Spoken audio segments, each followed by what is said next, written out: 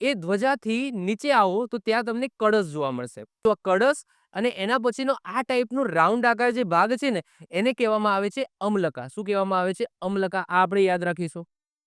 હવે અમલકાથી તમે નીચે આવો તો અહીંયા જો ગર્ભગૃહ હોય. ગર્ભગૃહ એટલે શું? કે જ્યાં ભગવાનની મૂર્તિ હોય, સ્થાપિત કરેલી હોય તો એને ગર્ભગૃહ કહેવાય. તો આ ગર્ભગૃહ છે.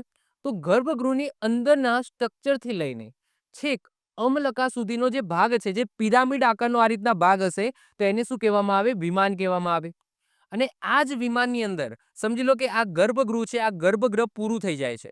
હવે આ ગર્ભગૃહનો ઉપરનો જે ભાગ છે એટલે કે અમલકા સુધીનો ભાગ છે એને શું કહેવામાં આવે? શિખર કહેવામાં આવે.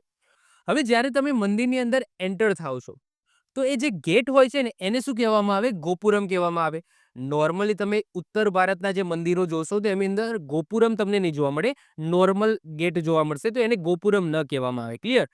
ગોપુરમ છે એ મોસ્ટ ઓફ ધ કેસની અંદર જે દક્ષિણ ભારતના મંદિરો છે ત્યાં તમને જોવા મળશે. હવે ગોપુરમથી તમે એન્ટર થાવ તો તમને સૌથી પહેલા જે નાનો નાનો એક આકારનો તમને આવો શેપ જોવા મળશે જેને અર્ધમંડપ કહેવામાં આવે. એના પછી મોટો શેપ જોવા મળશે જેને મંડપ કહેવામાં આવે. તો જે જગ્યાએ તમે બેસો છો, દર્શન કરી દીધા એના પછી બહાર આવીને બેસો છો થોડી વાર, તો આ જે જગ્યા છે એટલે કે હોલ છે, આ એક હોલ છે જેને શું કહેવામાં આવે? મંડપ કહેવામાં આવે.